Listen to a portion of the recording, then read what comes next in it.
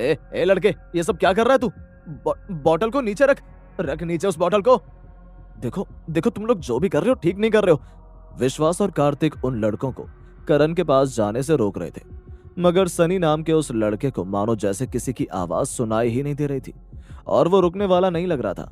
सनी अपने हाथ में कांच की बोतल लिए करण के नजदीक बढ़ता जा रहा था। 4 लड़कों के ग्रुप में जो सबसे ज्यादा बदमाश टाइप का लड़का लग रहा था, उसका नाम ही सनी था। वहीं करण के पास ही बैठा उपेंद्र, जो करण का क्लीक था, वो भी अब खड़ा हो गया था। उपेंद्र थापा का भी अपना एक अलग पास्ट था। दिखने में उपेंद्र हट्टा कट्टा नौजवान था, जिसकी उम्र यही कोई 35 साल की रही होगी। उसका खून भी जल्दी गर्म हो जाता था। करण भी अपनी जगह से खड़ा हो गया था, लेकिन एक चेयर से ठोकर लगने की वजह से करण जमीन पर गिर गया और इसी बात का फायदा उठाते हुए सनी करण की तरफ तेजी से बढ़ा और देखते ही देखते लड़ाई शुरू हो गई। ये सब लोग कौन है? इन्होंने तो यहाँ हंगामा ही खड़ा कर दिया है। अगर ऐसे ही चलता रहा तो पुलिस कभी भी यहाँ आ जाएगी।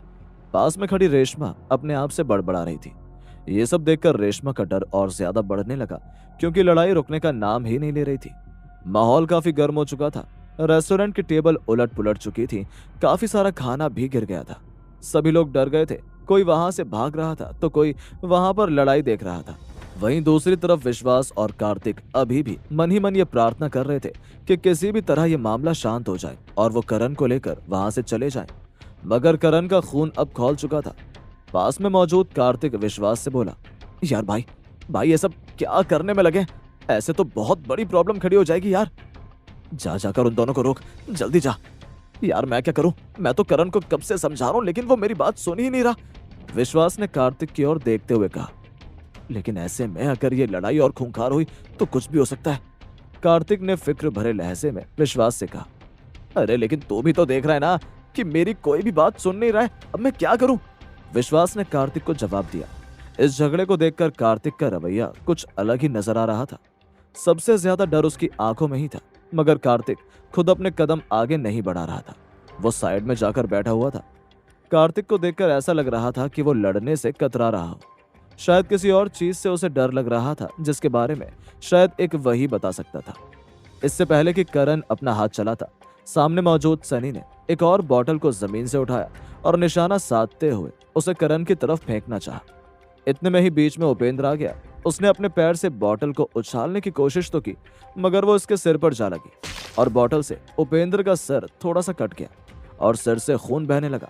ये देखकर सारे लफंगे लड़के भी मन ही मन डर गए, क्योंकि उपेंद्र के सर से खून बहना शुरू हो चुका था। मगर सिर पर चोट लगने के बावजूद वो अभी तक हिम्मत नहीं हारा था। उसने अपने हाथ पैर कुछ ऐसे चलाए कि सनी और उसके साथ के 2 और लड़के उसके पैर की चपेट में आ गए और अगले ही पल धूल चाटने लगे। इतने में ही कार्तिक और विश्वास उपेंद्र के पास जा पहुंचे और कहने लगे, बस कर भाई, तेरे सिर से तो खून बह रहा है। रुक जा यार, इतना गुस्सा ठीक नहीं है, बस कर मेरे दोस्त।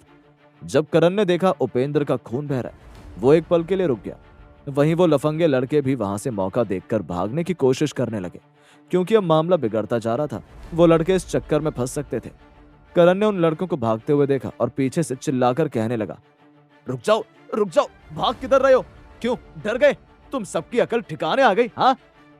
थोड़ा आगे चलने के बाद सनी रुक गया। उसकी आंखों में भयानक गुस्सा नजर आ रहा था। उसने पीछे मुड़कर करण की तरफ गुस्से में देखा और बोलने लगा, अभी मैं जा रहा हूं, इसका मतलब यह नहीं है कि मैं भूल जाऊंगा अपनी हार। तू जानता नहीं मेरा बड़ा भाई कौन है। तेरा वो हाल करूंगा मैं कि तू सारी जिंदगी मेरा नाम लेने से डरेगा। इतना कहने के बाद वो सारे लफंगे लड़के अपनी अपनी बाइकों में बैठकर तेज रफ्तार से वहां से चले गए। जिस तरह से उपेंद्र ने उन लड़कों को मार गिराया था, उसकी आर्ट स्किल को देखकर सभी लोग हैरान हो गए। उपेंद्र ने कराटे में जैसे महारत हासिल की थी, कुछ ही मिनट के अंदर उपेंद्र ने उन लड़कों को सबक सिखा दिया था। करण भागते हुए उपेंद्र के पास गया और उपेंद्र को देखते हुए बोला, भाई तुम ठीक तो हो ना? तुम बीच में क्यों आए? मैं संभाल लेता सब कुछ। उपेंद्र करण की तरफ देखकर मुस्कुराया और उसने अपने सर पर हाथ लगाते हुए कहा, अरे इतना घबराने वाली कोई बात नहीं है, बस मामूली सी चोट है। ऐसी चोटें तो मैं अक्सर खाता रहता था जब मैं कराटे सीखता था। तब मेरे पापा ने मुझे बस एक ही बात बताई थी कि सामने वाला चाहे तुम पर वार ही क्यों ना कर रहा हो, लेकिन तुम्हें हार नहीं माननी है।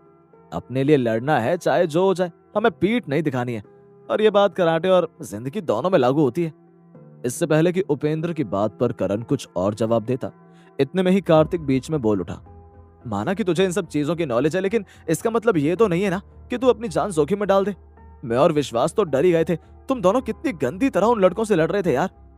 चल वो तो लफंगे थे, उनका रोज का काम होगा, लेकिन तुम दोनों तो शरीफ हो ना। कार्तिक की यह बात उपेंद्र को अच्छी नहीं लगी। उसने बदले में कार्तिक को जवाब देते हुए कहा, चाहे सामने वाला कुछ भी करे और हम चुपचाप बैठकर तमाशा देखते रहें, ये क्या बात हुई भला? अगर तुम्हारे साथ ऐसा होगा तो तुम चुपचाप देखते रहोगे? हाँ, अपने आप को बचाने के लिए हाथ पैर नहीं चलाओगे?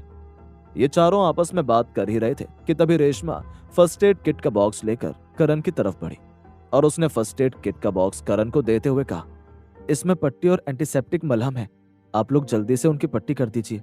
रेशमा ने करण को पट्टी तो थमा दी थी, मगर रेशमा की नजर बार बार अपने रेस्टोरेंट के हुए नुकसान की तरफ जा रही थी।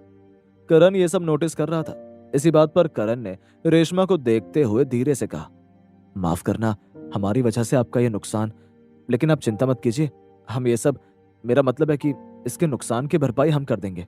अरे नहीं नहीं, ऐसी कोई बात नहीं है, जो भी हुआ उसमें आपकी भी कोई गलती नहीं है। ये लड़के बहुत बदमाश हैं, वो अक्सर ऐसा ही करते हैं। आज पहली बार किसी ने हिम्मत करके उन्हें सबक सिखाया है, ये बहुत जरूरी था। आपको नुकसान की भरपाई करने की कोई जरूरत नहीं है, रेशमा ने करण को जवाब देते हुए कहा। करण ने भी रेशमा की तरफ हाँ में सिर हिलाते हुए देखा और फिर उपेंद्र की पट्टी कर दी। चोट इतनी गहरी नहीं लगी थी, लेकिन उपेंद्र को दर्द हो रहा था। कुछ देर बाद इन सब चीजों में रात भी काफी हो गई। अब सभी लोगों का घर जाने का वक्त हो चुका था। विश्वास और उपेंद्र दोनों एक साथ वहां से अपने अपने घर चले गए, मगर कार्तिक का घर दूसरी तरफ पड़ता था और उसी तरफ करण को भी जाना था। करण से हाथ मिलाने के बाद कार्तिक अपने रास्ते की ओर जा ही रहा था कि पीछे से करण कार्तिक से बोल पड़ा, अरे कार्तिक, तुम भी इसी तरफ जा रहे हो ना? मुझे भी वहीं जाना है, चलो साथ चलते हैं। कार्तिक ने सहमति में सिर हिलाया और वो दोनों एक साथ चलने लगे। करण और कार्तिक एक दूसरे से बातें करने लगे, एक दूसरे को जानने पहचानने की कोशिश करने लगे। इतने में ही करण ने अचानक कार्तिक से कहा, तो क्या तुम हमेशा से यही जॉब करते हो? मेरा मतलब है कि सिक्योरिटी गार्ड वाला, क्योंकि तुम्हारी पर्सनैलिटी को देखकर लगता नहीं कि तुम ये मामूली जॉब करते होगे। करण ने अचानक से कार्तिक से यह सवाल कर दिया था, जिसका जवाब देना कार्तिक को मानो सही नहीं लग रहा था और उसके चेहरे के हाव भाव से यह साफ पता चल रहा था। कार्तिक ने करण की तरफ एक स्माइल पास की और हाँ में अपना सिर हिला दिया। कार्तिक दिखने में काफी हट्टा कट्टा था, अच्छी खासी बॉडी थी, लंबी हाइट थी, चौड़े कंधे थे, लेकिन साथ ही कार्तिक का एक रहस्यमय पास्ट भी था। करण के इस पर्सनल सवाल ने कार्तिक को मानो थोड़ा उदास कर दिया। तभी करण ने कार्तिक को अच्छा महसूस कराने के लिए कहा, क्या हुआ, तुम अचानक से चुप क्यों हो गए? अगर कुछ बात है तो तुम बता सकते हो मुझे। अरे नहीं नहीं, ऐसा कुछ नहीं है, कार्तिक ने करण से कहा और दोनों धीरे धीरे आगे की तरफ चलने लगे। थोड़ी देर बाद कार्तिक ने खुद ही करण से कहा, वो दरअसल मैं पहले आर्मी में हुआ करता था और ड्यूटी के दौरान मुझसे एक एनकाउंटर हो गया था जिसमें एक बेकसूर सिविलियन मारा गया था। मैंने बहुत कोशिश की मन लगाने की, लेकिन जॉब में मेरा मन नहीं लगता था, इसलिए मैंने आर्मी वाली जॉब छोड़ दी। फिर जब मैं उस आदमी के परिवार से मिला तो उसकी एक छोटी बेटी और उसकी पत्नी को देखकर मैं अपने आप को माफ नहीं कर पाया। इन बातों को सुनने के बाद करण के दिमाग में एक हल्की सी हलचल पैदा हुई। करण को ऐसा लग रहा था जैसे ये कहानी उसने पहले भी कहीं सुनी है, जैसे इस घटना से करण का कोई पुराना रिश्ता हो। करण अपने आप से ही मन में बोला, ये सब मुझे इतना सुना सुना क्यों लग रहा है? कहीं तो मैंने ये सब सुना है या फिर मैंने कहीं देखा है। सही तरह से याद नहीं आ रहा कुछ, लेकिन कुछ तो है। करण पूरे इंटरेस्ट के साथ गौर से कार्तिक की बातें सुन रहा था। कार्तिक जब करण को ये बातें बता रहा था तब उसका रवैया कुछ और ही था, मगर थोड़ी देर पहले जब करण और सनी की लड़ाई हो रही थी तब कार्तिक दुबक कर साइड में बैठा हुआ था। उसके अंदर किसी रिटायर्ड आर्मी ऑफिसर की कोई भी काबिलियत दिखाई नहीं दे रही थी, लेकिन करण अभी किसी बात को लेकर श्योर नहीं था। कार्तिक की पर्सनैलिटी करण को दोनों टाइम अलग अलग लग रही थी। ये सारी बातें मिलकर करण के दिमाग में कुछ अलग ही जाल बुन रहे थे। करण अपने ही ख्यालों में उलझने लगा था, मगर करण अभी बहुत कंफ्यूज था। उसके दिमाग ने मानो एक पल के लिए ठीक तरह से काम करना भी बंद कर दिया था। कार्तिक अपनी बात आगे बढ़ा ही रहा था, इतने में ही करण ने अपने कदम रोक लिए। उसको इस तरह रुकता हुआ देख कार्तिक ने करण से पूछ डाला, रुक क्यों गए तुम? क्या हुआ तुम्हें? नहीं कुछ नहीं, तुम अपनी बात पूरी करो, करण ने कार्तिक से कहा। तभी कार्तिक ने अपनी बात आगे बढ़ाते हुए कहा, उस आदमी की पत्नी और बेटी से अक्सर मिलता रहता हूं मैं। जितना मुझसे हो सकता है मैं उन दोनों की मदद करने की कोशिश करता हूँ। करण के पल्ले कोई बात नहीं पड़ रही थी, मगर फिर भी वो कार्तिक को दिलासा देना चाहता था। उसने बदले में कार्तिक से कहा, कभी कभी हालात हमारे हाथ में नहीं होते। तुमसे जो भी हुआ जाने अनजाने में हुआ। हाँ, इस बात का पश्चाताप मैं आज भी कर रहा हूं। कार्तिक ने एक लंबी गहरी सांस लेते हुए कहा, तुम्हें अपनी गलती का एहसास हो गया, वो सबसे बड़ी बात है। करण ने कार्तिक से कहा। देखते ही देखते कार्तिक का घर आ चुका था। करण का घर और ज्यादा दूर था। कार्तिक अपनी बिल्डिंग के नीचे खड़े होकर बार बार अपने घर की तरफ देख रहा था। अपने घर के पास पहुंचते ही कार्तिक करण से बोला, चल भाई, कल मिलते हैं ऑफिस में, रात भी काफी हो गई है। हाँ ठीक है, करण ने भी कार्तिक को जवाब दिया। करण वहां से अभी जाने ही वाला था कि तभी उसकी नजर कार्तिक के घर के खिड़की पर पड़ी। वहां एक औरत पर्दा हटाकर बार बार नीचे की ओर देख रही थी। जब करण ने उस औरत को एक झलक देखा तो करण को कहीं ना कहीं उस औरत को देखकर ऐसा लगा कि जैसे करण ने उसे पहले भी कहीं देखा हो, मगर करण को ठीक तरह से याद नहीं आ रहा था। शायद ये वही औरत होगी जिसके पति को कार्तिक ने गलती से, लेकिन कार्तिक ने ऐसा तो नहीं कहा कि वो दोनों एक साथ रहते हैं। अरे यार, मैं भी कितना पागल हूं। अब सब कुछ थोड़ी ना बता देगा, अभी एक दिन हुआ है मुझे उसे जाने। कार्तिक के जाने के बाद करण अपने ही आप से ये सारे सवाल जवाब कर रहा था। क्या कार्तिक का करण के साथ कोई पास्ट जुड़ा हुआ था? कार्तिक की खिड़की से दिखने वाली वो औरत कौन थी? क्या कार्तिक कोई बहुत बड़ी बात छुपा रहा था करण से? अपने सवालों के जवाब ढूंढते ढूंढते करण कार्तिक के घर से आगे की तरफ निकल गया। अभी भी करण का दिमाग शांत नहीं था। बहुत सारे सवाल उसके मन में अभी भी उथल पुथल मचा रहे थे। करण का मन बहुत बेचैन हो गया था। करण अपने आप से न जाने क्या क्या पूछे जा रहा था। मुझे ऐसा क्यों लग रहा है कि इन सब चीजों का मुझसे कोई कनेक्शन है?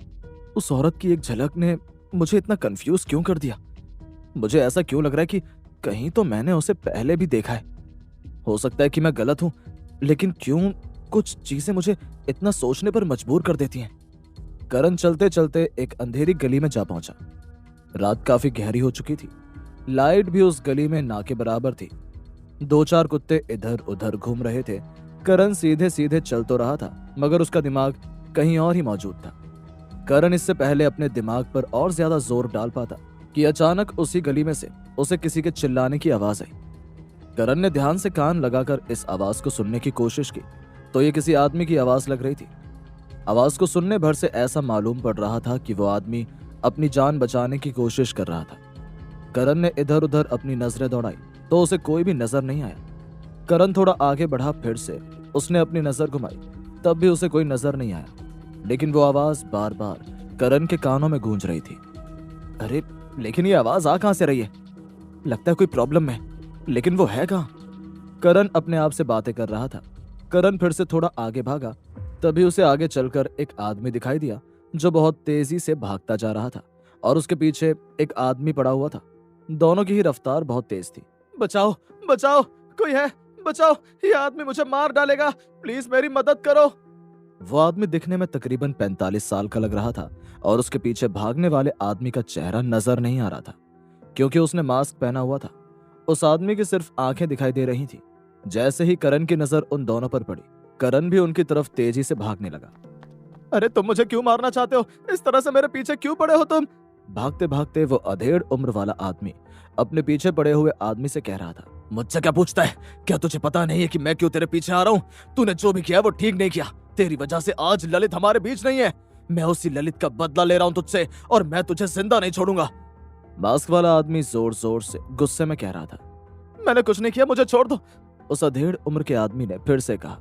इतने में ही उस आदमी का पैर अचानक पत्थर पर लगा और वो नीचे जमीन पर धड़ाम से जा गिरा और उसके पीछे भागने वाला मास्क पहना वो आदमी मानो जैसे उसके ऊपर ही चढ़ गया। उसके हाथ में एक तेज धार चाकू था और वो उस आदमी पर वार करने ही वाला था कि तभी उसे एहसास हुआ कि पीछे से किसी मजबूत हाथ ने उसका हाथ पकड़ लिया। वो आदमी ताकत लगाकर अपने हाथ को हिलाने की कोशिश कर रहा था, मगर उसका हाथ मानो जैसे जब्त हो गया।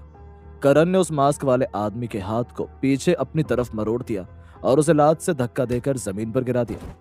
यह आदमी जिसकी जान करण बचा रहा था, उसका नाम अमर मित्तल था, मगर करण इस आदमी को नहीं जानता था। लेकिन अमर मित्तल एक पहुंचा हुआ शख्स था। मुझे बचा लो, मुझे बचा लो, यह आदमी मुझे जान से मार देगा। मुझे मरना नहीं है, मैं मरना नहीं चाहता हूँ। अमर मित्तल करण को देखते ही जोर जोर से कहने लगा। इससे पहले कि करण अमर को उठाता, इतने में ही वो मास्क पहना हुआ आदमी फिर से उठकर करण की तरफ आ गया और उसने करण का गला दबोच लिया। तू क्यों बीच में पड़ रहा है? जब तुझे कुछ भी नहीं पता है तो इस मामले से दूर ही रह, वरना खामा तुझे भी मौत के घाट उतार दूंगा मैं। करण उसकी बात ध्यान से सुन रहा था। तभी करण ने अपनी कहानी से उसके पेट पर जोर से मारा और वो मास्क पहना हुआ आदमी पीछे की तरफ जा गिरा।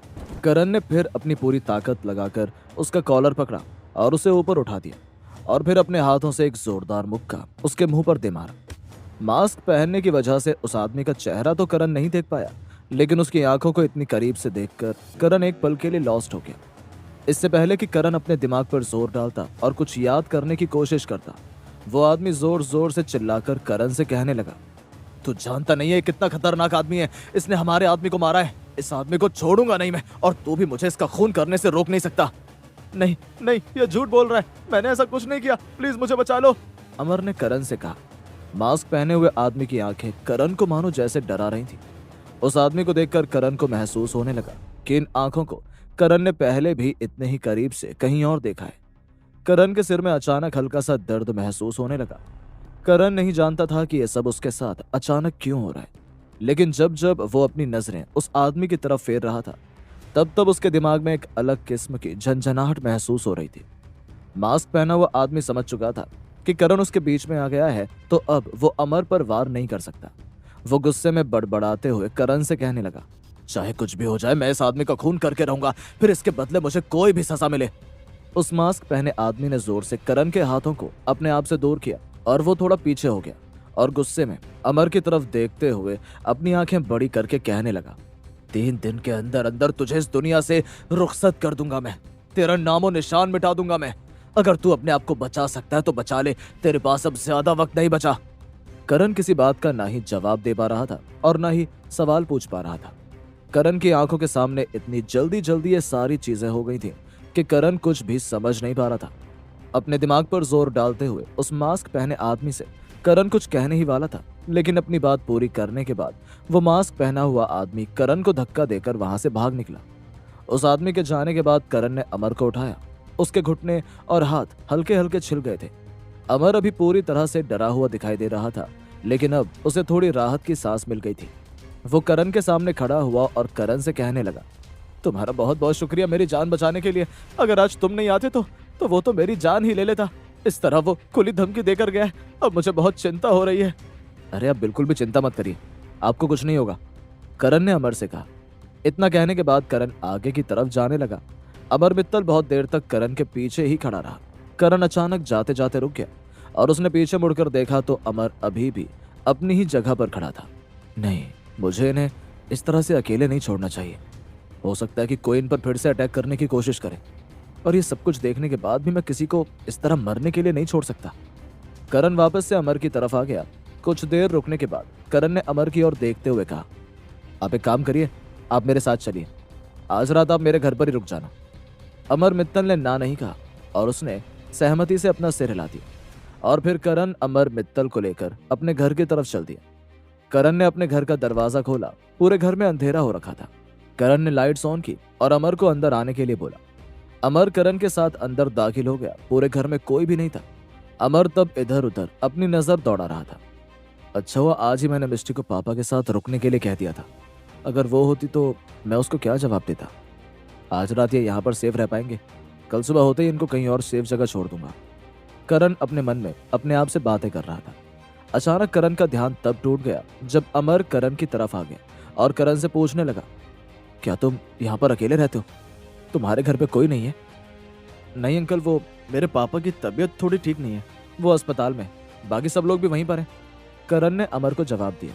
अच्छा अच्छा, क्या हो गया बेटा तुम्हारे पापा की तबीयत को? अमर ने करण से पूछा। नहीं अंकल, ज्यादा कुछ नहीं, नॉर्मल बुखार था तो तबीयत थोड़ी ज्यादा बिगड़ गई, करण ने जवाब दिया। करण नहीं चाहता था कि अमर इस बारे में कुछ और बात करे, तभी उसने अपनी बात घुमा दी और करण थोड़ी देर रुकने के बाद बोल उठा, रात बहुत हो गई अंकल, मुझे लगता है अब आपको आराम करना चाहिए। आप बिल्कुल भी चिंता मत करिए, आराम से सो जाइए, घबराने की कोई जरूरत नहीं है, कुछ नहीं होगा आपको। करण इतने प्यार से अमर से बात कर रहा था कि मन ही मन अमर को अच्छा महसूस हो रहा था। एक अनजान आदमी की इस तरह परवाह देखकर अमर करण से मन ही मन बहुत इंप्रेस हो गया था। सुबह हो गई थी और आज करण की जॉब का दूसरा दिन था, मगर अमर करण के घर पर ही था। और जिस तरह से अमर मित्तल को खुली धमकी मिली थी, उसके बाद करण अमर को अकेले छोड़ने की लापरवाही नहीं करना चाहता था। अगर मैं ऑफिस चला गया तो अंकल अंकल अकेले हो जाएंगे। एक काम करता हूँ, आज मैं छुट्टी लेने की कोशिश करता हूँ। लेकिन क्या अपने काम के दूसरे ही दिन छुट्टी लेना ठीक रहेगा? पर अंकल को भी तो अकेला नहीं छोड़ सकता ना। क्या करूं क्या करूं? अपने आप से सवाल करने के बाद आखिरकार करण ने फोन अपने हाथ में लिया और उसने अपने बॉस मिस्टर वर्मा को सीधे कॉल लगा दिया। सुबह सुबह करण का फोन देखकर मिस्टर वर्मा पहले तो हैरान रह गए और दूसरे ही पल उसके चेहरे पर गुस्सा चढ़ गया। करण का कॉल उठाते ही मिस्टर वर्मा बोल पड़ा, अगर कोई काम था तो ऑफिस आकर भी तो बता सकते थे। सुबह सुबह कॉल करने की क्या जरूरत है? Sir good morning. Good morning sir, मुझे कुछ काम नहीं था, मुझे आपसे कुछ बात करनी थी। करण ने मिस्टर वर्मा से कहा। बोलो क्या बात करनी है, और थोड़ा जल्दी बोलो, मेरे पास इतना टाइम नहीं है। फोन के दूसरी तरफ से मिस्टर वर्मा ने कहा। मिस्टर वर्मा से करण छुट्टी की बात करने में हिचकिचा रहा था, क्योंकि करण अच्छी तरह से जानता था कि मिस्टर वर्मा का जवाब क्या होने वाला था। मगर फिर भी करण एक ट्राई करना चाहता था। बिना देर किए डरते डरते करण ने मिस्टर वर्मा से आखिरकार कह ही दिया, सर मुझे आज की छुट्टी चाहिए थी। मुझे कुछ जरूरी काम है तो आज मैं ऑफिस आ नहीं पाऊंगा। छुट्टी चाहिए थी मतलब? ये क्या बदतमीजी है? कल ही तुमने जॉब ज्वाइन किया और आज ही छुट्टी मांग रहे हो? तुमने भी अपने काम के दूसरे दिन अपना रंग दिखाना शुरू कर दिया। सुबह सुबह तुम्हारा दिमाग खराब हो गया क्या? तुम्हें पता भी है तुम क्या कह रहे हो? मिस्टर वर्मा ने गुस्से में करण से कहा, देखिए सर, मेरा बहुत इंपॉर्टेंट काम है, वरना मुझे छुट्टी लेने की कोई जरूरत नहीं थी। प्लीज मेरी बात समझने की कोशिश करिए। करण ने रिक्वेस्ट करते हुए मिस्टर वर्मा से कहा, कोई छुट्टी नहीं मिलेगी तुम्हें, और अगली बार से मुझे छुट्टी के लिए इस तरह से कॉल करने की जरूरत नहीं है। इतना कहते ही मिस्टर वर्मा ने गुस्से में आकर कॉल कट कर दिया। करण का चेहरा एकदम उतर गया और वो अपना मुंह लटकाकर खड़ा का खड़ा रह गया। इतने में ही पीछे से अमर करण के कंधे पर हाथ रखकर बोला, बेटा, मेरी वजह से तुम्हें छुट्टी लेने की कोई जरूरत नहीं है। इस तरह तो तुम्हारी जॉब जा सकती है। नहीं नहीं अंकल, ऐसी बात नहीं है, बस एक छुट्टी ही तो मांग रहा था। करण ने उदास चेहरे के साथ ही अमर की तरफ देखते हुए कहा, लेकिन इन सब में मैं तुम्हारी मदद कर सकता हूं बेटा, अमर ने करण से कहा। करण अमर की बात सुनकर पहले तो चौंक गया, फिर उसने बदले में अमर से चौंकते हुए पूछा, आप मेरी मदद कैसे कर सकते हैं? मैं कुछ समझा नहीं। मैं तुम्हारे बॉस को जानता हूं, मिस्टर वर्मा। मिस्टर वर्मा नाम है ना तुम्हारे बॉस का? अमर ने करण की तरफ देखते हुए कहा। यह बात सुनकर करण के होश उड़ गए और करण का मुंह खुला का खुला रह गया। वो बहुत देर तक अमर मित्तल को एकटक घूरता रहा। क्या करण जान पाएगा अमर मित्तल का सच? आखिर कौन था ये ललित? क्या वाकई में अमर मित्तल ने ललित का खून किया था? अगर हाँ तो क्यों? क्या करण अमर मित्तल को बचाने के चक्कर? करण के अभी तक होश इस बात से उड़े हुए थे कि अमर मित्तल उसके बॉस को कैसे जानता है। बहुत देर की खामोशी के बाद करण ने अमर की तरफ देखा और वो बहुत देर तक बस उसको एकटक देखता ही रह गया। बदले में अमर ने करण से कहा, क्या हुआ बेटा, तुम इतना चौंक क्यों गए हो? मुझे समझ में नहीं आ रहा है कि आखिर आप मेरे बॉस को कैसे जानते हैं? करण ने हैरानी भरे लहजे में अमर से पूछा। अमर ने करण से कहा, अगर ध्यान से देखो तो दुनिया बहुत छोटी है बेटा। मुझे तुम्हारी मदद की बहुत जरूरत है। अगर तुमने मेरा साथ नहीं दिया तो पता नहीं मेरे साथ क्या हो जाएगा। नहीं अंकल, आपको इस बात की टेंशन लेने की जरूरत तो बिल्कुल भी नहीं है। ऐसा मैं हरगिज नहीं होने दूंगा, करण ने अमर को जवाब दिया। अचानक से अमर का चेहरा उतर गया था। वो अपनी नजरों को नीचे झुकाकर खड़ा हो गया। अमर अपनी जगह से थोड़ा आगे बढ़ा और थोड़ी देर रुकने के बाद दबी आवाज में बोला, अब मुझे तुमसे ही उम्मीद है बेटा। तुम्हारे अलावा और कोई मेरी मदद नहीं कर सकता। प्लीज मेरा साथ दो। जिस तरह से अमर करण के सामने हाथ जोड़कर रिक्वेस्ट कर रहा था, यह देखकर करण को बिल्कुल भी अच्छा नहीं लगा। वो तुरंत अमर के पास गया और उसने अमर के हाथ पकड़ लिए और कहने लगा, अंकल प्लीज इस तरह हाथ मत जोड़िए, आप मुझे शर्मिंदा कर रहे हैं। अमर पूरी बात नहीं बताना चाहता था। पिछली रात से ही वो बार बार इस बात को घुमाए जा रहा था, मगर करण के बार बार पूछने के बाद अमर अब इस बात को ज्यादा इग्नोर नहीं कर सका। अमर को करण को कुछ न कुछ जवाब देना ही पड़ता, इसलिए उसने कहा, बेटा जो मैंने किया नहीं है मुझे उसमें फंसाया जा रहा है। पहले ही 2 बार मुझ पर अटैक किया गया है, लेकिन बड़ी मुश्किल से मैंने अपनी जान बचाई है। लेकिन अंकल ऐसा अगर है तो आप उन लोगों से बात कर सकते हैं, करण ने कहा। मैंने अपनी बात रखने की बहुत कोशिश की थी, लेकिन वो लोग मेरी बात समझने को तैयार ही नहीं है, अमर करण से बोला। थोड़ी देर रुकने के बाद अमर ने करण की ओर देखा और कहने लगा, बेटा तुम्हें मुझ पर कोई भी एहसान करने की जरूरत नहीं है।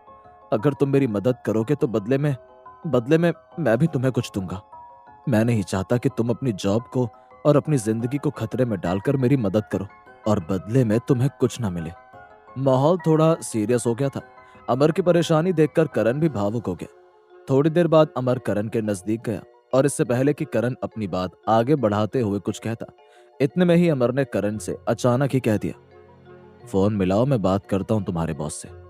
और एक पल की खामोशी के बाद अमर ने आगे कहा, मेरे कहने पर हो सकता है तुम्हें छुट्टी मिल जाए। करण समझ तो नहीं पा रहा था कि आखिर अमर का उसके बॉस मिस्टर वर्मा से कनेक्शन क्या है, क्योंकि पूछने पर भी अमर ने बात घुमा ही दी थी, लेकिन करण के पास अभी कोई रास्ता नहीं था। करण ने बिना देर किए ही कॉल मिला दिया। दूसरी तरफ फोन की घंटी बज रही थी।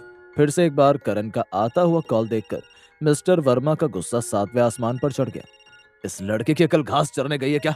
एक बार में इसको कुछ समझ नहीं आता। इतना कहते ही गुस्से में आकर मिस्टर वर्मा ने कॉल उठा लिया और इससे पहले कि करण कुछ कह पाता, मिस्टर वर्मा ने फोन के दूसरी तरफ से चिल्लाकर कहा, मिस्टर करण, शायद तुम भूल रहे हो कि मैं तुम्हारा बॉस हूँ। मैं तुम्हारा कोई दोस्त नहीं हूँ कि जब चाहे मुझे कॉल कर सकते हो। I'm so sorry सर, लेकिन आपसे कोई बात करना चाहता है। करण मिस्टर वर्मा से फोन पर बोला। मैंने तुम्हें एक बार। इससे पहले कि मिस्टर वर्मा अपनी बात पूरी करते, इतने में ही करण ने फोन अमर को पकड़ा दिया। हेलो हेलो मिस्टर वर्मा, मुझे आपसे कुछ जरूरी बात करनी है। दरअसल जिन्होंने आपकी कंपनी में कल ही ज्वाइन किया है, मिस्टर करण, उन्हें छुट्टी चाहिए। मेरी आपसे रिक्वेस्ट है कि उन्हें आप छुट्टी दे दें। अचानक अमर की आवाज सुनकर मिस्टर वर्मा एक पल के लिए खामोश हो गया, क्योंकि उसने अमर मित्तल की आवाज सुन ली थी, लेकिन मिस्टर वर्मा ने अमर की आवाज को न पहचानने का नाटक कर दिया और कुछ देर सोचने के बाद अमर को जवाब देते हुए बोला, अरे ऐसे कैसे छुट्टी दे दो? और आप हैं कौन?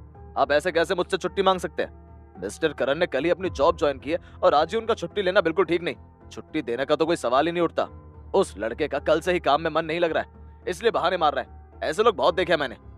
दूसरी तरफ अमर मिस्टर वर्मा की बात सुनने के बाद इस बात से हैरान था कि आखिर मिस्टर वर्मा ने अपने बॉस की आवाज को पहचाना कैसे नहीं। वो करण के सामने अपना पूरा नाम नहीं बताना चाहता था, लेकिन वो हैरान रह गया। थोड़ी देर रुकने के बाद अमर ने फिर से मिस्टर वर्मा से बदले में कहा, लेकिन अगर किसी को इतनी इमरजेंसी है तो आपको सोचना चाहिए।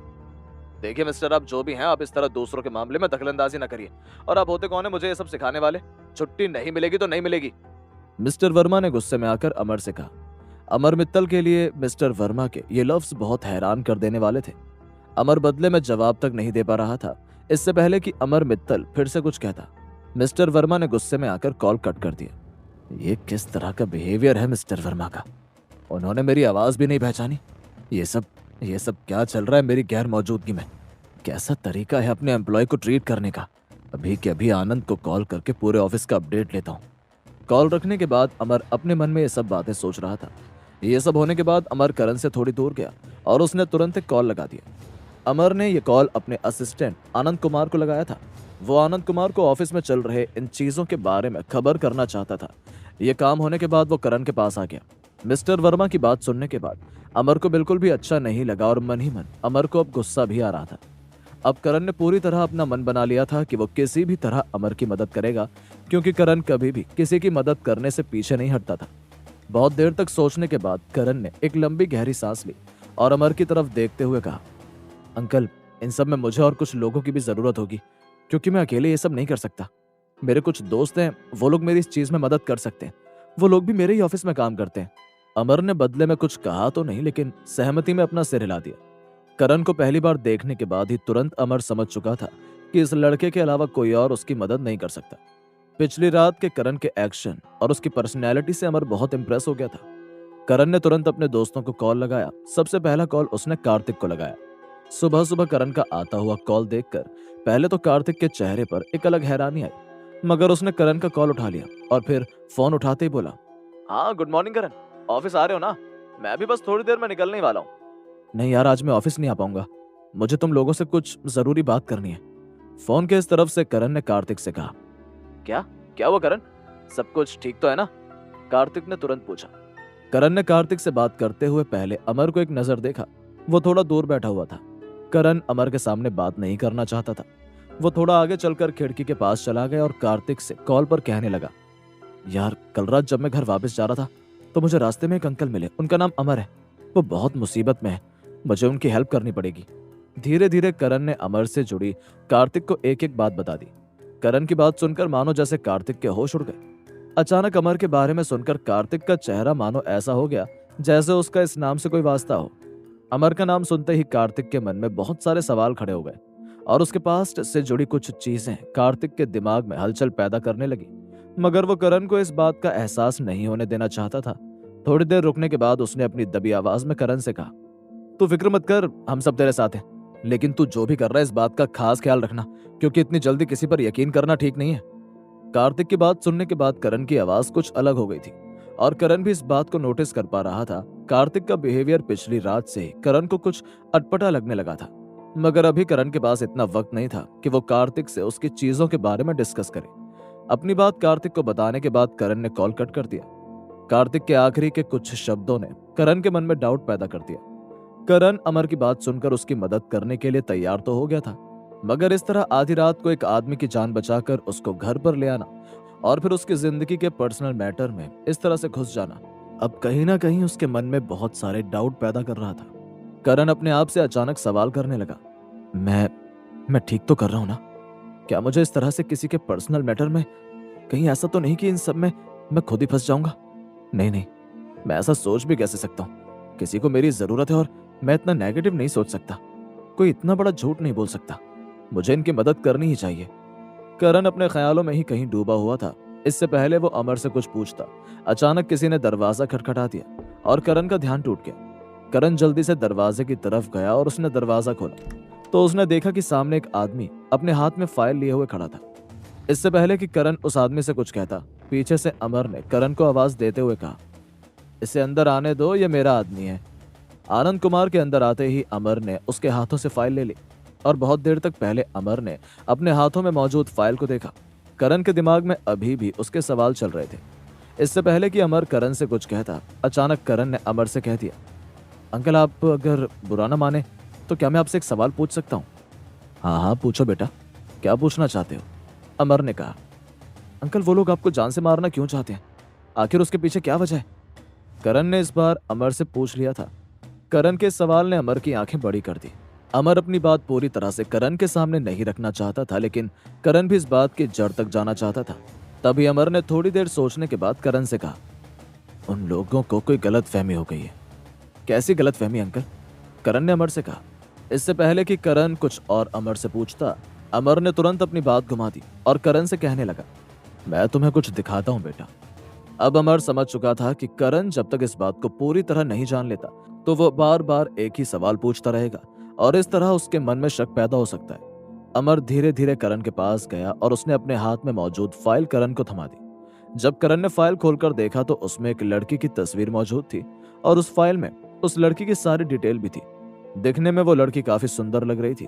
पहले तो बहुत देर तक करण उस लड़की को देखता ही रह गया। जब थोड़ी देर बाद अचानक उसका ध्यान टूटा तो उसने तुरंत अमर से कहा, ये लड़की कौन है अंकल? ये मेरी बेटी है अनन्या। अगर सिर्फ मेरी बात होती तो मैं जाने देता, मगर मेरी बेटी की जिंदगी भी खतरे में है और मैं अपनी बेटी को किसी भी हालत में खोना नहीं चाहता। ये सुनकर करण के होश उड़ गए। करण के पास पूछने के लिए मानो जैसे कुछ बचा ही नहीं था, मगर अब उसके मन में सवालों का एक बहुत बड़ा पहाड़ बन चुका था। जिस तरह अमर बार बार अपनी बातों को घुमा रहा था और करण के सवालों से बच रहा था, वो सब देखकर करण को अब अमर पर कहीं ना कहीं शक होने लगा और वो सोचने लगा, आखिर ऐसा क्या किया इस आदमी ने कि इसकी बेटी की भी जान खतरे में? आखिर क्या था अमर और उसकी बेटी का सच? क्या अनन्या की जिंदगी सच में खतरे में थी? क्या करण अनन्या की जान बचा पाएगा? क्यों चौंक गया था कार्तिक अमर मित्तल के नाम से? आखिर क्या? करण के भीतर कई सारे सवाल उथल पुथल मचाने लगे, पर मित्तल के साथ क्या हुआ था यह करण चाहकर भी जान नहीं पा रहा था। अब अचानक से अमर मित्तल ने अपनी बेटी की जान खतरे में है बताकर करण को और ज्यादा कंफ्यूज कर दिया था, क्योंकि अमर थोड़ा थोड़ा करके अपनी बात को पूरी तरह से खोल रहा था। एक लंबी खामोशी के बाद अमर धीरे धीरे करण के पास गया और उसने करण के कंधे पर अपना हाथ रखकर थोड़ी दबी आवाज में करण से कहा, अपने जीते जी अपनी बेटी की लाश नहीं देख सकता मैं। उन लोगों ने मेरी बेटी पर कई बार हमला करने की कोशिश की है और हर बार मैंने अपनी बेटी को किस तरह बचाया है ये सिर्फ मैं जानता हूं। अंकल, आपकी बेटी क्या करती है और वो कहाँ है इस वक्त? करण ने कुछ चौंकते हुए अमर से पूछा। मेरी बेटी दिल्ली यूनिवर्सिटी में पढ़ती है, तुम्हें उसके लिए वहां जाना पड़ेगा, अमर ने करण से कहा। अमर ने वो सारी चीजें कर दी थीं जिससे करण आसानी से उसकी मदद के लिए तैयार हो जाता। करण नहीं जानता था कि आगे जो भी होगा उसका नतीजा क्या होने वाला है, मगर वो अपनी तरफ से पूरी कोशिश करना चाहता था। उसने अमर मित्तल की तरफ देखा और कहने लगा, ठीक है अंकल, आप टेंशन मत लीजिए, आपकी बेटी को कुछ नहीं होगा, ये मेरा वादा है आपसे। थैंक यू बेटा, अमर ने करण की ओर देखकर कहा। करण की ये क्वालिटी देखकर अमर खुश लग रहा था। फिर आनंद कुमार को इंट्रोड्यूस करते हुए थोड़ी देर बाद अमर ने करण की तरफ देखा और कहा, ये आनंद है, ये तुम्हारे साथ यूनिवर्सिटी तक आएगा और बाकी की चीजें तुम्हें समझा देगा। लेकिन बेटा, एक बात का खास ध्यान रखना, किसी को भी पता नहीं चलना चाहिए कि मैंने तुम्हें भेजा है, वरना बहुत बड़ी प्रॉब्लम हो सकती है। करण ने अमर की बात में हामी भरी और वो आनंद के साथ कॉलेज के लिए निकल गया। करण फौरन गाड़ी से उतरा, सामने देखा तो यूनिवर्सिटी आ चुकी थी। एक पल के लिए करण की आंखें चमक गई। यूनिवर्सिटी की बड़ी सी बिल्डिंग, गेट से बाहर अंदर आते जाते कॉलेज के स्टूडेंट्स, किसी ने कंधे पर बैग लटकाया हुआ था तो किसी के हाथों में बस कुछ किताबें मौजूद थी। कोई हड़बड़ी में यूनिवर्सिटी के अंदर जा रहा था तो कोई अपने झुंड के साथ जल्दी जल्दी में बाहर निकल रहा था। करण बहुत देर तक यूनिवर्सिटी की बिल्डिंग को बाहर से ही निहारता रहा। जब उसका ध्यान टूटा तो आनंद कुमार पहले ही गेट के पास पहुंच चुका था। आओ करण, हमें देर हो रही है, आनंद ने सामने से आवाज देकर करण का ध्यान तोड़ दिया। करण ने सहमति में अपना सिर हिला दिया और वो कॉलेज के अंदर दाखिल हो गया। यूनिवर्सिटी जितनी खूबसूरत बाहर से लग रही थी, उससे कहीं ज्यादा खूबसूरत नजारा अंदर का था। बड़ा सा कैंपस एरिया, ऊपर से खुला नीला आसमान और कॉलेज के अंदर मौजूद नौजवान लड़के और लड़कियां। कॉलेज के स्टूडेंट उम्र में करण से थोड़े छोटे थे, मगर उन सबको देखकर करण अच्छा महसूस कर रहा था। जब तक करण कॉलेज को और अच्छे से निहारता, तब तक आनंद कुमार ने कॉलेज डीन के रूम का पता कर लिया। आनंद कुमार करण को अपने पीछे आने का इशारा किया और वो दोनों डीन के रूम की तरफ चल दिए। क्या हम अंदर आ सकते हैं सर? आनंद कुमार ने डीन के दरवाजे के बाहर खटखटाते हुए कहा, मगर अंदर से कोई जवाब नहीं आया। थोड़ी देर रुककर आनंद ने फिर से एक बार कहा, सर क्या हम अंदर आ सकते हैं? अंदर से अब भी कोई जवाब नहीं आ रहा था। तभी आनंद कुमार और करण दोनों की नजर दरवाजे पर पड़ी। दरवाजा पूरी तरह से लॉक नहीं था, देखने भर से ऐसा लग रहा था जैसे हड़बड़ी में उसे बंद किया गया हो। दरवाजा तो अंदर से लॉक नहीं है, करण ने आनंद की ओर देखकर कहा। करण की बात सुनकर आनंद ने करण को अंदर चलने का इशारा किया। जैसे ही करण और आनंद कुमार ने अपने कदम अंदर जाने के लिए बढ़ाए, तभी अंदर से कुछ अजीब सी आवाजें आने लगी, जिन आवाजों को सुनकर करण हैरान रह गया। बाहर से सुनकर ये आवाजें कुछ ऐसी मालूम पड़ रही थी जैसे दो लोग एक दूसरे के बेहद करीब हों और एक दूसरे की सांसों में सुकून पा रहे हों। तभी करण ने सीधा दरवाजा खोल दिया। जैसे ही करण अंदर दाखिल हुआ तो उसने देखा कि सामने एक आदमी एक औरत के साथ बाहों में बाहें डाले मौजूद है। उस आदमी की नजर तुरंत करण पर पड़ी। वो एकदम से झिझक गया और कहने लगा, कौन है वहां? आने से पहले नॉक क्यों नहीं किया? ये किस तरह की बदतमीजी है? ये यूनिवर्सिटी के डीन थे जिनका नाम मिस्टर चौधरी था और उनके साथ एक औरत मौजूद थी। ये औरत मिस विनीता गुप्ता थी, इस यूनिवर्सिटी की टीचर, जिसका संबंध मिस्टर चौधरी के साथ था। दोनों के बाल अस्त व्यस्त थे और दोनों के कपड़े आपस में उलझे हुए थे और सांसें चढ़ी हुई थी। करण के अंदर दाखिल होने से वो दोनों हड़बड़ाहट में एकदम से खड़े हो गए। हम आपको आवाज दे रहे थे मिस्टर चौधरी, हम सो सॉरी। जब आपका कोई जवाब नहीं आया तो हम अंदर, आनंद कुमार ने मिस्टर चौधरी की तरफ देखते हुए कहा। जब अंदर से कोई जवाब नहीं आया तो थोड़ा इंतजार करना चाहिए ना, इस तरह से बिना नॉक किए सीधे कैबिन में आ जाना कहाँ की तमीज है? मिस्टर चौधरी गुस्से में आकर बोला। माफ करना सर, गलती हो गई, करण ने मिस्टर चौधरी की तरफ देखते हुए कहा। माहौल बड़ा अजीब सा हो गया था। मिस्टर चौधरी की आंखें शर्म से लाल हो गई और मिस विनीता फटाफट अपनी साड़ी को संभालते हुए वहां से बाहर चली गई। उसकी आंखें भी उसके मन के डर और शर्म को बयां कर रही थी। मिस विनीता के चले जाने से माहौल थोड़ा शांत हो गया। मिस्टर चौधरी अपनी चेयर पर बैठ गए और उसने आनंद और करण दोनों को अपने सामने मौजूद चेयर पर बैठने का इशारा किया। कुछ देर की खामोशी के बाद आनंद मिस्टर चौधरी को देखते हुए बोला, सर, अमर ने आपको अभी तक सब कुछ बता ही दिया होगा कि हम यहाँ किस सिलसिले में आए हैं। मिस्टर चौधरी ने सहमति से अपना सिर हिलाते हुए कहा, हाँ, थोड़ी देर पहले मुझे कॉल आया था, इनका एडमिशन हो जाएगा यहाँ पर, बाकी की फॉर्मेलिटीज आप कर देना। मिस्टर चौधरी बार बार करण को देख रहा था, क्योंकि मिस्टर चौधरी का सच करण ने अपनी आंखों से देख लिया था और पूरी यूनिवर्सिटी में ये बात किसी को नहीं पता थी कि मिस्टर चौधरी और मिस विनीता एक दूसरे के साथ अपना चक्कर चला रहे थे। सारा प्रोसेस पूरा हो गया था। करण भी मन ही मन खुश हो गया था क्योंकि अनन्या मित्तल को बचाने का प्लान धीरे धीरे आगे बढ़ता जा रहा था। इतने में ही आनंद कुमार के जाने का वक्त हो गया। उसने करण से अलविदा कहा। वहीं मिस्टर चौधरी अभी भी डरा हुआ था क्योंकि करण द्वारा उसे रंगे हाथ पकड़ा गया था। तभी बाहर दरवाजे की तरफ देखने के बाद मिस्टर चौधरी ने अपनी नजर इधर उधर घुमाई।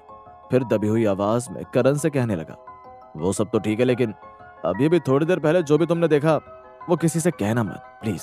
तुम समझ रहे हो ना मैं क्या कहना चाहता हूँ? बाकी तो तुम समझदार लगते हो। हाँ हाँ सर, डोंट वरी, ऐसा कुछ नहीं होगा, करण ने मुस्कुराते हुए मिस्टर चौधरी से कहा। इससे पहले कि करण कुछ और कहता, मिस्टर चौधरी ने अपने सामने मौजूद टेबल रिंग बजा दी। थोड़ी देर बाद एक प्यून जल्दी से अंदर आया। इन्हें इनके क्लास ले जाओ, इकोनॉमिक्स क्लास नंबर 2। प्यून ने सहमति से सिर हिला दिया और करण को अपने साथ आने का इशारा किया। करण मिस्टर चौधरी की बातों को अच्छी तरह से समझ रहा था कि वो करण से क्या कहना चाहता है। इससे पहले कि करण प्यून के साथ जाता, मिस्टर चौधरी भी अचानक खड़ा हो गया और पीछे से उन दोनों को रोकते हुए बोला, रुक जाओ, मैं भी आता हूं साथ। इतना कहने के बाद वो तीनों क्लास की तरफ चले गए। वहीं दूसरी तरफ इकोनॉमिक्स की क्लास चल रही थी। दरवाजे से करण ने एक नजर क्लास की तरफ फेरी तो सभी बच्चे ध्यान लगाकर पढ़ रहे थे। तभी अंदर से खूबसूरत सी लड़की लाल रंग की ड्रेस पहने हुए खुले बालों के साथ बाहर की तरफ आई। जैसे ही करण की नजरें उस लड़की पर पड़ी तो उसका मुंह खुला का खुला रह गया, मानो जैसे कोई अप्सरा करण के सामने खुद चलकर आ रही हो। आंखों में काजल, कानों में झुमके और माथे पर काले रंग की बिंदी। उस लड़की की खूबसूरती पर जैसे 4 चांद लग रहे थे और उसके होठों की लिपस्टिक करण को और ज्यादा अपनी ओर आकर्षित कर रही थी। Good morning miss Monica, he is your new student mister Karan. Mister Chaudhary ने करण का इंट्रोडक्शन कराते हुए मोनिका से कहा। मोनिका यूनिवर्सिटी में इकोनॉमिक्स की टीचर थी। मोनिका की उम्र भी करण के बराबर ही थी। कॉलेज के सभी जवान लड़के मोनिका को बिना देखे मानो जैसे रह ही नहीं पाते थे। मोनिका की हर अदा उन सारे लड़कों को अपना दीवाना बना चुकी थी। मोनिका ने अभी अभी अपनी मास्टर पूरी करके यूनिवर्सिटी में टीचर की जॉब ज्वाइन की थी। मिस्टर करण, ये तुम्हारी इकोनॉमिक्स की टीचर है, मिस मोनिका मेहरा। डीन ने करण का इंट्रोडक्शन मोनिका से कराते हुए कहा। मगर करण तो मानो जैसे मिस मोनिका को देखता ही रह गया था। वो अपनी पलकें झपकाए बिना ही लगातार मोनिका को एकटक निहार रहा था। जब मिस्टर चौधरी ने मोनिका से करण का परिचय कराया तब बदले में करण ने कुछ कहा ही नहीं, क्योंकि वो पूरी तरह से मोनिका की खूबसूरती में कहीं खो सा गया था। जब करण ने कोई रिएक्ट नहीं किया तो मिस्टर चौधरी ने उसकी आंखों के सामने चुटकी बजाते हुए करण से फिर से एक बार कहा, हेलो करण। मिस्टर करण, हेलो, कहाँ खो गए आप? चुटकी की आवाज सुनते ही करण का ध्यान टूटा और वो हड़बड़ाहट में आकर बोलने लगा, I am so sorry, I am sorry, hi hi hi miss Sonika. Karan ने तोते की तरह कहा, मिस मोनिका? मेरा नाम मोनिका है, सोनिका नहीं, मोनिका ने करण को देखते हुए कहा। करण उस पल में कुछ इस तरह लॉस्ट था कि उसने मोनिका का नाम सही तरह सुना तक नहीं। करण अभी अभी होश में आया ही था कि मिस्टर चौधरी ने मिस मोनिका से कहा, आज से इस क्लास को ज्वाइन करेंगे, बाकी की प्रोसेस आप देख लीजिए आगे। ठीक है सर, डोंट वरी, मोनिका ने मिस्टर चौधरी को जवाब दिया। इतना कहते मिस्टर चौधरी और प्यून दोनों वहां से चले गए। करण की नजरें अभी भी बार बार मोनिका की तरफ जा रही थी। वो अपनी नजरें चुराकर उसे देख रहा था, मानो जैसे करण को मोनिका को निहारना अच्छा लग रहा हो, और इस बात की खबर मोनिका को भी हो रही थी। इतने में ही मोनिका ने करण को अपने साथ चलने का इशारा करते हुए कहा, ठीक है, अब चलिए मेरे साथ। मोनिका क्लास की तरफ जाने ही वाली थी कि अचानक उसका पल्लू करण की घड़ी पर अटक गया। एक पल के लिए मोनिका डर गई। मोनिका को ऐसा लगा मानो जैसे करण ने उसका पल्लू पीछे से पकड़ लिया हो, मगर ऐसा नहीं था।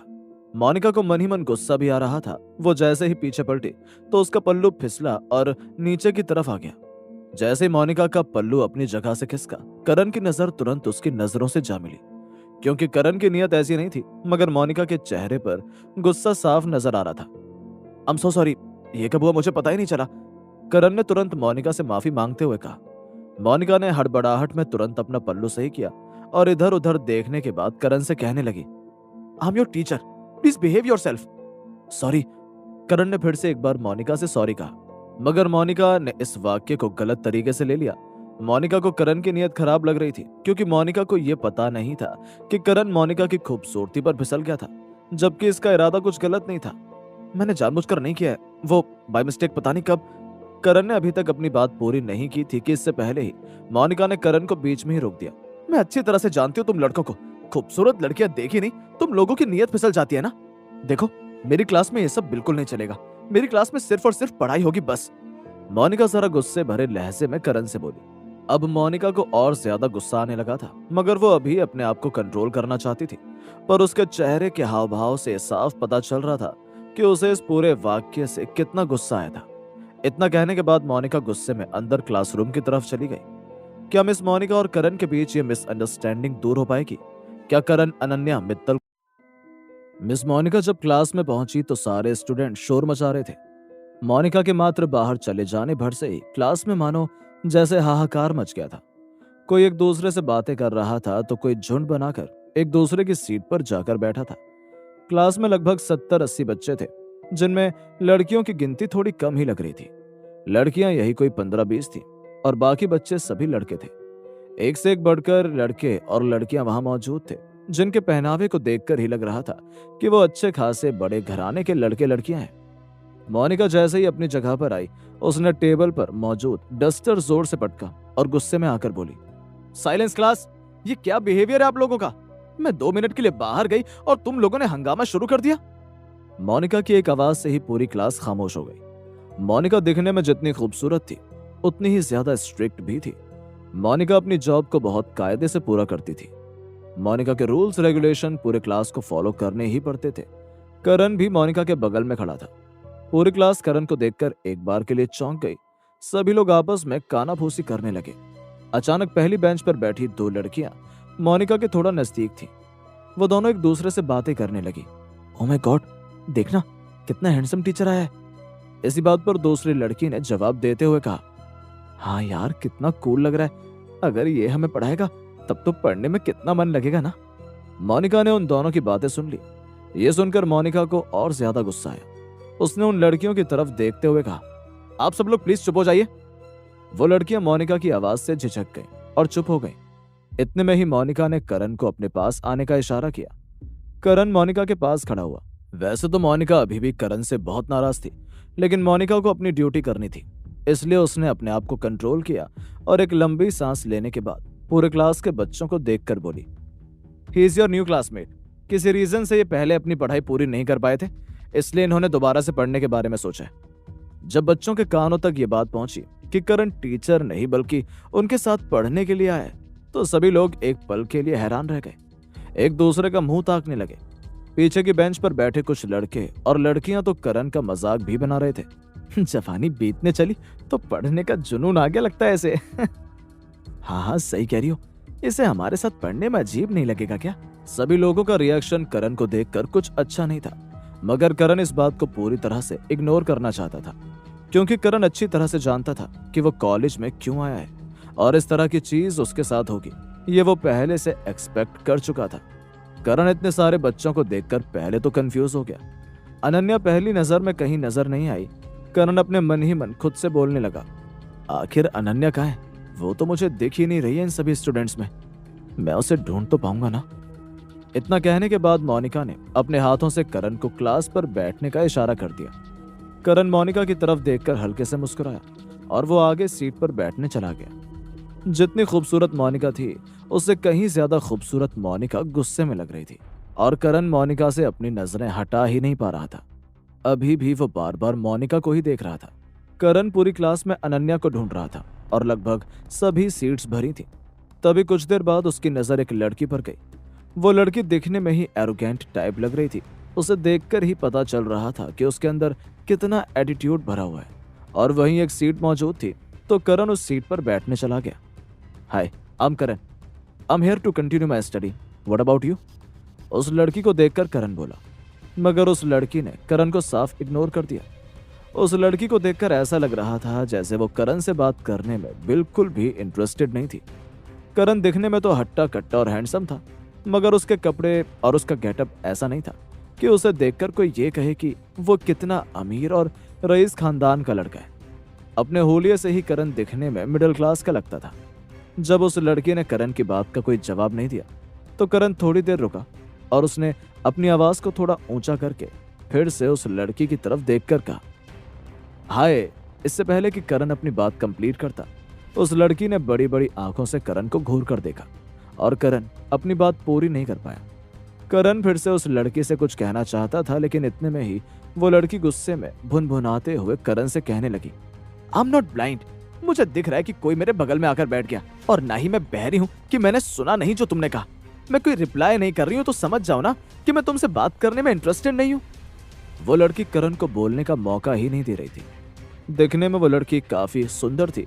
डेनिम जीन्स के साथ उसने ऊपर से पिंक कलर की टॉप पहनी हुई थी और उसके बाल खुले हुए थे, और उसकी आंखों में लगा चश्मा उसकी खूबसूरती को 4 गुना बढ़ा रहा था। उसका फैशन और उसके बोलने का लहजा ये साफ साफ बयां कर रहा था कि वो आज की मॉडर्न जमाने की लड़की है। उसकी उम्र यही कोई 19-20 साल थी। करण ने उस लड़की को देखा और मुस्कुराने लगा, और थोड़ी देर बाद उसे देखकर बोला, बस ऐसे तुमसे बात करने का मन किया तो। वैसे तुम बहुत ब्यूटीफुल हो। तुम्हारी आंखों को देखकर ऐसा लग रहा है जैसे जैसे तुम मुझसे कुछ कहना चाहती हो। आर यू इनसेन और व्हाट? वो लड़की करण को हैरानी भरी निगाहों से देखकर बोली। मोनिका बहुत देर से करण को नोटिस कर रही थी। वो साफ साफ देख पा रही थी कि करण किस तरह उस लड़की से जबरदस्ती बात करने की कोशिश कर रहा है। मोनिका के रिएक्शन करण को देखकर कुछ अच्छे नहीं थे। मोनिका अपने मन ही मन में दूर से ही करण को देखकर बोली, खूबसूरत लड़कियां देखी नहीं कि ये लड़के पागलों की तरह उनके पीछे पड़ जाते हैं। इस लड़के को तो देखकर ही लग रहा है कि ये सभी लड़कियों से फ्लर्ट करता होगा, लेकिन कम से कम अपनी उम्र और उस लड़की की उम्र तो देखनी चाहिए ना। कहीं भी शुरू हो जाते हैं ये बदतमीज। जिस तरह मोनिका ने अपने साथ हुए वाक्य को सीरियस ले लिया था, उसी तरह मोनिका को अभी भी करण पर गुस्सा आ रहा था, क्योंकि करण मोनिका की नजरों के सामने कुछ ऐसी ही हरकत कर रहा था। मगर मोनिका अभी करण को पूरी क्लास में सबके सामने डांट नहीं सकती थी, क्योंकि मोनिका अपने साथ हुए वाक्य का खुलासा सबके सामने नहीं कर सकती थी। करण लगातार उस लड़की को निहारे जा रहा था। अब उस लड़की का गुस्सा मानो जैसे 7वें आसमान पर था। उस लड़की ने जब इधर उधर देखा तो सबकी नजरें उस लड़की के साथ बैठे करण पर ही टिकी थी। यह देखकर उस लड़की को बिल्कुल भी अच्छा नहीं लगा। इससे पहले कि करण और वो लड़की आपस में कुछ और बात करते या अपने कन्वर्सेशन को आगे बढ़ाते, उस लड़की के आगे वाली बेंच पर बैठे 2 लड़कियां आपस में बातें करने लगी। देख देख, वो लड़का उसके बगल में जाकर बैठ गया, उससे बात करने की कोशिश कर रहा है। हाँ मैं देख रही हूँ, लेकिन तू उस लड़की का एटीट्यूड देखना, उसे भाव तक नहीं दे रही है वो। दूसरी लड़की पहली लड़की की बात का जवाब देते हुए बोली, अरे यार, इतना हैंडसम लड़का अगर मुझे अप्रोच करे, मैं तो अपने गालों पर हाथ रखकर इस लड़के की बात सुनने के लिए तैयार हो जाऊं। पहली लड़की फिर से बोली, हाँ लेकिन अपनी ऐसी किस्मत कहाँ यार, दूसरी लड़की ने बोला। करण और उसके बगल में मौजूद लड़की उन दोनों लड़कियों की बातें सुन रहे थे। जब उन्होंने उन 2 लड़कियों की तरफ देखा तो वो दोनों ही चुप हो गए। इसी बात पर उस लड़की को करण पर और ज्यादा गुस्सा आ गया। वो गुस्से में फिर से करण से बोली, देखो, तुम्हें यहाँ मेरे बगल में बैठने की जरूरत नहीं है, पूरी क्लास खाली है, तुम कहीं और जाकर बैठ सकते हो। नहीं, मैं यहीं बैठूंगा, मुझे यहीं पर बैठना अच्छा लग रहा है, करण ने उस लड़की से कहा। अरे अजीब जबरदस्ती है, जब मैं तुम्हारे साथ बैठना ही नहीं चाहती तो तुम क्यों मेरे। इससे पहले कि वो लड़की अपनी बात पूरी करती, अचानक करण का फोन बज उठा। करण का भी ध्यान टूटा और उसने अपनी जेब से मोबाइल फोन निकाल लिया। करण ने फोन उठाने के बजाय कट कर दिया और फिर से वापस अपनी जेब में डाल दिया। जिस तरह की हरकत करण कर रहा था वो देखकर उस लड़की को अब अच्छा महसूस नहीं हो रहा था। वो लड़की अपनी बात को आगे बढ़ाते हुए कहने लगी, अरे तुम चाहते क्या हो मुझसे, प्रॉब्लम क्या है तुम्हारी? मैं तुम्हें बताऊंगा, लेकिन क्या तुम पहले मेरी एक हेल्प करोगी? करण ने उस लड़की से पूछ डाला। देखो, मैं तुम्हारी कोई हेल्प नहीं करने वाली, बताना है तो बताओ, अदरवाइज जाने दो, उस लड़की ने एटीट्यूड से कहा। इतनी भी बड़ी प्रॉब्लम नहीं है, एक छोटी सी चीज है, तुम्हें मुझे बस बताना है जो मैं तुमसे पूछूंगा, करण ने उस लड़की से कहा। अब वो लड़की थोड़ा अलर्ट हो गई थी। करण के बात करने के लहजे से और उसके फ्लर्ट करने के अंदाज से उस लड़की को यह अंदाजा हो चुका था कि कुछ तो गड़बड़ है, क्योंकि करण कुछ अटपटा सा बिहेव कर रहा था। उस लड़की ने आगे करण से कहा, बताओ कि तुम्हारी प्रॉब्लम क्या है? एक्चुअली मैं अनन्या को ढूंढ रहा हूं, क्या तुम उसे जानती हो? वो कहाँ है? क्या वो आज क्लास नहीं आई? तुम उसे ढूंढने में मेरी हेल्प करोगी? अनन्या का नाम सुनते ही उस लड़की की आंखें बड़ी और कान खड़े हो गए। वो बहुत देर तक करण को कुछ जवाब ही नहीं दे पाई। करण की बात उस लड़की के लिए हैरान कर देने वाली थी। बहुत देर की खामोशी के बाद उस लड़की ने कतराते हुए पूछा, तुम अनन्या को क्यों ढूंढ रहे हो? तुम्हें उससे ऐसी क्या बात करनी है? और तुम उसे जानते कैसे हो? उस लड़की ने करण से एक साथ इतने सारे सवाल कर दिए कि करण कंफ्यूज हो गया था कि वो किस बात का जवाब दे। बदले में करण ने उस लड़की की बात का जवाब देते हुए कहा, किसी को बताना मत, लेकिन मैं यहाँ अनन्या की वजह से हूँ। करण के यहाँ होने की वजह सुनकर वो लड़की हैरान हो गई। वहीं करण उस लड़की की आंखों में देखकर बोला, अगर तुम मुझे बता दोगी कि वो कहाँ मिलेगी तो मेरे लिए बहुत इजी हो जाएगा, क्योंकि मुझे उससे मिलना बेहद जरूरी है, नहीं तो बहुत बड़ी गड़बड़ी हो जाएगी। ये सुनकर उस लड़की के होश उड़ गए और वो हैरान होकर बोली, व्हाट? आखिर क्या रिश्ता था इस लड़की का अनन्या मित्तल से? और करण की बात सुनकर वो चौंक क्यों गई? क्या करण अनन्या से मिलने में कामयाब हो पाएगा?